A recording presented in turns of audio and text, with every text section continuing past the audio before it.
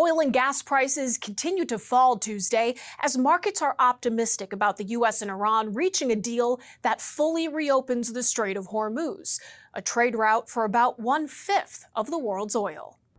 በዓለማችን ላይ ትልቁና አስፈሪው የኢኮኖሚ መሳሪያ የኒውክሌር ቦምብ ጦር መሳሪያ ሳይሆን በኮንክሪት አስፋልቶች ስር የሚፈሰው ጥቁሩ ወርቅ ወይም ድፍድፍ ነዳጅ ነው። ላለፉት ወራት መላው ዓለም በከፍተኛ ስጋት ውስጥ ነበር። በአሜሪካና በኢራን መካከል የተቀሰቀሰው ግጭት የዓለምን ትልቁን የነዳጅ ማጓጓዣ መስመር ማለትም የሆርሙዝ ሰርጥን ሲዘጋው የነዳጅ ዋጋ ሰማይ ነክቶ የዋጋ ግሽበት የብዙዎችን ቤት አንኳኩቷል። ነገር ግን ማንም ያልጠበቀው ድንገተኛ ክስተት አሁን ተከስቷል። የዓለም ነዳጅ ዋጋ ከጦርነቱ መነሳት በፊት ወደ ነበረበት እጅግ ዝቅተኛ ደረጃ ላይ በቅጽበት ወርዷል።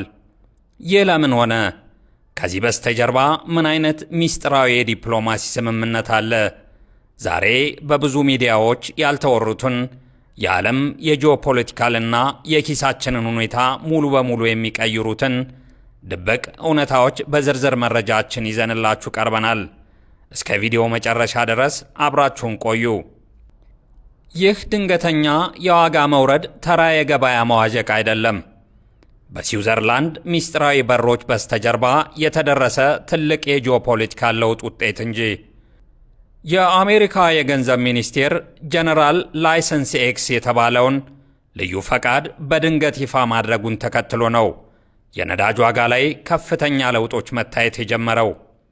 ይህ ፈቃድ ኢራን ላለፉት 60 ቀናት ያመረተችውን ነዳጅ ያለምንም እገዳ ወደ ዓለም ገበያ እንድታስገባ ይፈቅዳል። በዚህም ምክንያት የብሬንት ድፍድፍ ነዳጅ ዋጋ በአንድ በርሜል ከ$75 በታች እንዲወርድ አድርጎታል። ይህ ዋጋ የአሜሪካና የኢራን ጦርነት ከመቀስቀሱ በፊት የነበረው ዝቅተኛ የዋጋ ደረጃ ነው። ከዚህ ስምምነት በስተጀርባ የኳታርና የፓኪስታን አሸማጋይነት ትልቅ ሚና ተጫውቷል። ሁለቱ ሀገራት ለአዲስ የ60 ቀናት የተኩስ አቁምና የሰላም ፍኖተ ካርታ ስምምነት እንዲደረስ መንገድ አመቻችተዋል። ይህ ስምምነት ደግሞ በዓለም ዙሪያ ያሉ ትላልቅ የነዳጅ ጫኝ መርከቦች እንደገና በሆርሙዝ ሰርጥ ላይ በነፃነት እንዲንቀሳቀሱ በር ከፍቷል። ይሁን እንጂ ይህ የዋጋ መውረድ ለሁላችንም የምስራች ቢመስልም ከበስተጀርባው ግን በዓለም አቀፍ ደረጃ አዳዲስ የኢኮኖሚ ስጋቶችንና የተደበቁ ሴራዎችን ይዞ ብቅ ብሏል። ይህ የነዳጅ ዋጋ መውረድ በዲፕሎማሲው ስኬት ብቻ የመጣ እንዳልሆነ የጂኦፖለቲካል ተንታኞች እየገለጹ ነው። ተንታኞች እንደሚሉት ከሆነ ከዚህ ነዳጅ ዋጋ መውረድ ጋር በተገናኘ ከጀርባው ሚዲያዎች ብዙም የማይናገሩለት ሌላ ትልቅ የኢኮኖሚ ሚስጥር አለ። እሱም የዓለማችን ሁለተኛው ግዙፍ ኢኮኖሚ ያላት የቻይና የነዳጅ ፍላጎት መቀነስ ነው። ቻይና ባለፉት 10 ዓመታት ውስጥ ታይቶ በማይታወቅ መልኩ የነዳጅ ፍላጎቷን በከፍተኛ ደረጃ ቀንሳለች።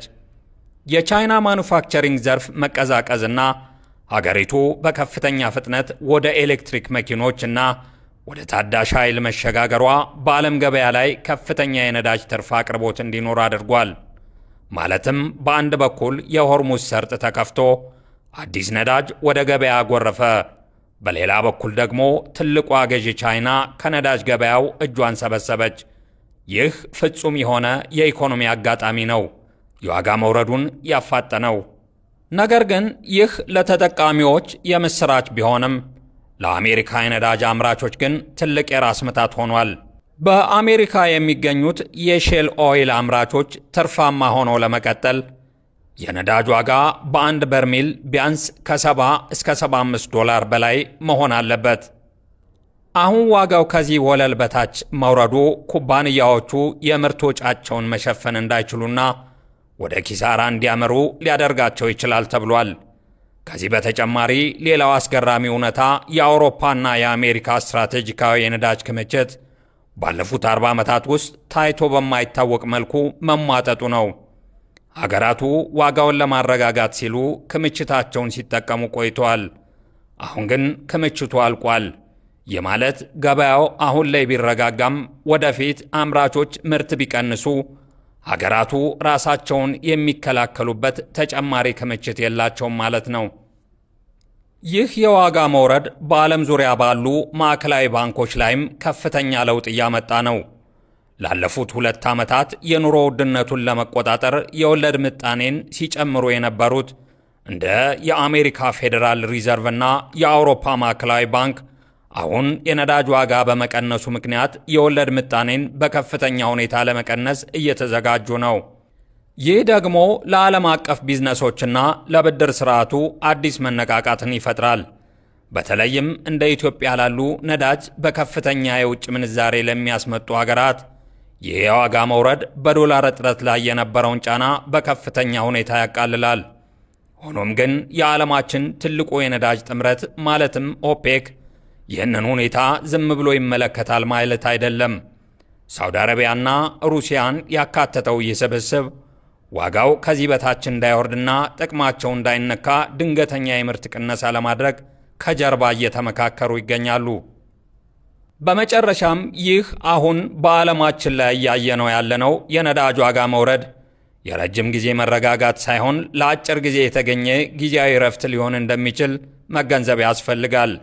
የ60 ቀናት የአሜሪካና የኢራን ስምምነት ጊዜው ሲያበቃ ወይም ኦፔክ የዋጋ ውድቀቱን ለማረጋጋት የነዳጅ ምርትን በከፍተኛ ሁኔታ ለመቀነስ ውሳኔ ካሳለፈ ገበያው በድጋሜ ሊናወጥ ይችላል። በተጨማሪም የአቪዬሽንና የጉዞ ኢንዱስትሪው በዚህ ርካሽ ነዳጅ ምክንያት የትርፍ ዕዳጋቸውን እያሳደጉና የትኬት ዋጋቸውን ለመቀነስ እያሰቡ ቢሆንም የኢነርጂ ሽግግሩ ግን እንቅፋት ሊገጥመው ይችላል። ምክንያቱም የነዳጅ ዋጋ በጣም በረከሰበት ወቅት ሰዎች ወደ ኤሌክትሪክ መኪኖችና ወደ ታዳሽ ኃይል አማራጮች የመሸጋገር ፍላጎታቸው የመቀዛቀዝ ዕድል አለው። ይህም የዓለምን የአየር ንብረት ግቦች ሊያስተጓጉል የሚችል ሌላው ትኩረት የማይሰጠው ጉዳይ ነው። ይህ ክስተት የሚያሳየው የዓለም ፖለቲካና የኢኮኖሚ ትስስር ምን ያህል ስስና እርስ በርስ የተቆራኘ መሆኑን ነው። በታላላቅ ሀገራት መካከል የሚደረግ የአንድ ሌሊት ድንገተኛ የዲፕሎማሲ ስምምነት በሺዎች ከሚቆጠሩ ኪሎ ሜትሮች ርቆ በሚገኙ በማንኛውም ሀገራት ውስጥ ባሉ ተራ ዜጎች ኪስና የዕለት ተዕለት ኑሮ ላይ ቀጥተኛ ተጽዕኖ የማሳደር አቅም አለው። ክቡራትና ክቡራን የቻናላችን ቤተሰቦች ቪዲዮን ከወደዳችሁት ላይክ ማድረጋችሁን እንዳትረሱ። ይህ የዩቲዩብ አልጎሪዝም ቪዲዮውን ለሌሎች ብዙ ሰዎች እንዲደርስልን ትልቅ እገዛ ያደርጋል። ወቅታዊ መረጃዎችንና ጥልቅ ትንተናዎች ዘወትር በፍጥነት ለማግኘት ቻናላችንን ሰብስክራይብ በማድረግ የደወል ምልክቱን ይጫኑ። ስለተከታተላችሁን ከልብ እናመሰግናለን። በሌላ የትንታኔ መረጃ እስከምንገናኝ ድረስ ሰላም ቆዩ።